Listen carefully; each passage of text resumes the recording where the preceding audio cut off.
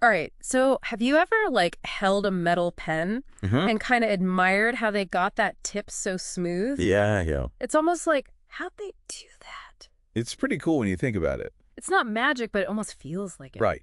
Right. Definitely not match. But there's this whole process behind it most of us never even think about, right? Exactly. And it's called swaging. Swaging. See, I bet you've heard that word. I mean, maybe. Not something you use every day, though. No, no, but it's the hidden force behind so many things we see, use, like, every day, you know? Absolutely. It's everywhere, but we just don't realize it. So you told me you're curious about skilled trades and how stuff gets made. Yeah. Big interest of mine. So that's why we're doing a deep dive today on, get this, the swaging machine operator. Okay. Yeah, I can see why you'd pick that one. RoleCatcher.com, they've got career guides, interview tips, the works, and we're going to see if this job, this swaging thing, is something worth looking into. Especially these days, right? Got to know what's what in this economy. Exactly. And I gotta say, just reading their stuff, even I'm more intrigued now. What stood out to you? Well, to start, like, what is swedging? Yeah. They explain it's basically using these, like, super strong molds, they call them dies. Okay, like shaping the metal. Yeah. Yeah. You apply pressure and it, like, forces the metal into that shape, especially for making round things smaller. So instead of cutting away, you're squishing it down. You got it. And RoleCatcher emphasizes you're not losing material, which is really efficient. Makes sense. Yeah, like with that pen tip. Right. No metal shavings all over. And speaking of the pen tip, that's what got me reading RoleCatcher's guide on the operators themselves. Oh, interesting. So not just the process, but the people. It's not like you're just standing there pushing a button all day. They make it clear this is a blend of, like, real technical skill, you got to be precise, and you're going to be problem solving too. That's so key, right? Because we think, oh, factory job must be repetitive. Maybe robots will take over. And that's where RoleCatcher surprised me. They're saying, as tech advances, we need more skilled operators to run those fancy machines. It's like the more complex the tech, the more human brain power you need to wrangle it. Totally. They even break down, starting out, moving up, you could end up supervising a whole team. So there's a career path there, not just a job. Right. I'm willing to bet most folks, they hear swaging machine operator, they got no clue what that even is. It's like a hidden gem. Kind of changes your view on like what jobs are out there. For sure, and it shows tech's changing things, but not always getting rid of human jobs. In fact, it might be making those skills more important. Okay, so we know it's not your average factory gig. Let's get into the nitty-gritty. What does a swaging machine operator actually do day to day? RoleCatcher had some surprisingly interesting stuff on that, way more engaging than I initially pictured. I'm all ears. What did they say?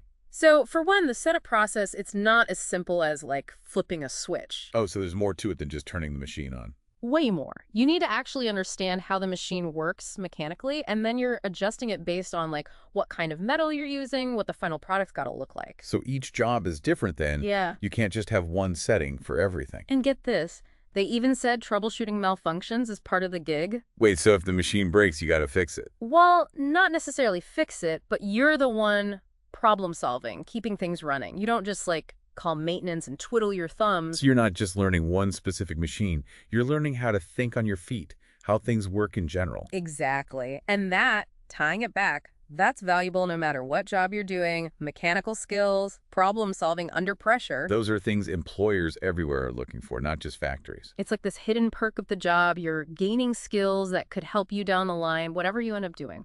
Oh, and speaking of skills, something else from RoleCatcher really resonated with me, knowing you're all about the details. Oh, what'd they say? Quality control. They emphasize how vital that is in swaging. Like, each piece has to meet super specific requirements. So it's not just about speed, but making sure it's right every time. Absolutely. They talk about how important that precision is in this line of work. Which, again, links back to those transferable skills, right? Totally. Even if you don't become a lifer swaging machine guru. Which, hey, Yeah. no judgment if you do, but yeah, go on. Having that background in quality control, that attention to detail, that's valuable pretty much anywhere. For sure. Who doesn't want an employee who cares about getting it right? It's like they're saying, hey, even if you don't end up swaging forever, the stuff you learn here is useful, Right. Like it's not a dead end. You gain skills that translate. And speaking of translating skills, RoleCatcher, they actually have a whole section on that, like how to make those skills shine on your resume, whatever you want to do. Oh, that's smart because a lot of folks, they don't know how to sell that experience. Exactly. Okay, but let's get down to brass tacks here. Is this like a good career or what? Because RoleCatcher's pros and cons, they were interesting. Yeah. What stuck out to you? Well, on the plus side, big demand for skilled trades, right? Like swaging machine operators, they're needed, which equals good job security. And that is huge these days. Like knowing your job's kind of future-proof. Right. And not just that, but they were saying the earning potential is really solid, not just scraping by. Yeah. You can actually make a good living, which, let's be real, matters to people. Absolutely. Plus, don't forget, we talked about that career ladder. You're not stuck in one spot. You can learn, move up, get more responsibility. Who doesn't want that? Now, granted, no job's perfect, right? Uh-huh. RoleCatcher did mention it can be physically demanding. You're on your feet, moving around. So not exactly a desk job, huh? Not quite. But honestly, I think you'd see that as a plus. You like to be active. True. True. I'd go stir crazy stuck at a desk all day. And RoleCatcher pointed out the potential for overtime is there, which I know, long hours, but it can mean more cash. It's a trade-off, for sure. Depends on what your priorities are. Exactly. Finding that balance, right. And you being like, Mr. Prepared, gotta address those concerns. Hit me with them. Say you're nervous about interviewing for this kind of job. RoleCatcher's got a whole section, interview questions, tailored to swaging machine operators. Oh, wow. So they don't just give you generic advice. It's specific to the role. Yep. Like, here's what they'll ask, here's how to answer to really show off what you know. That's huge. Takes the guesswork out of it. Totally. And then there's, actually finding these jobs. RoleCatcher can help with that too. Their jobs feature, it's like a one-stop shop. Explain that, because I know some folks, they dread job hunting. Endless scrolling. It's like they gather postings from everywhere, analyze them based on your skills, even tell you how well your resume matches what they're looking for. So it's like having a personal assistant, but for your job search. Right. Saves you so much time and hassle. Yeah. Speaking of the guide, remember earlier when they mentioned tagging? Yeah, I was wondering about that. It seemed kind of like a side note. It did, right. At first I thought, oh, just slapping a label on, no big deal. But I had a feeling there was more to it than met the eye. There totally is. Tagging, it's not just labeling. It can involve actually shaping or customizing the piece more. Oh, wow. So it's like the final touch, that extra level of detail. Right. And they were saying it can take real precision, even a bit of artistry in some cases. So it's not just about being strong or knowing machines.